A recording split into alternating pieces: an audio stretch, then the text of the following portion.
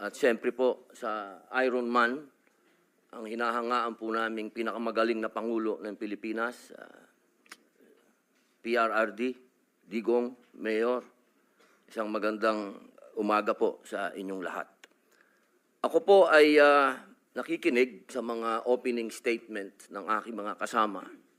Sila po ay mga batikan na senador, mga abogado, mga kilala na po na nagbibigay ng point of view sa legal na usapin.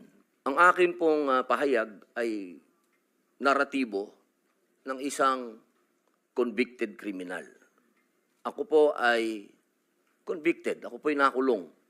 Ako po ay nabuhay kasama ang mga kriminal sa Bilibid. At kilala ko po ang underworld. Siguro po, maaring sa ibang bagay, mas maraming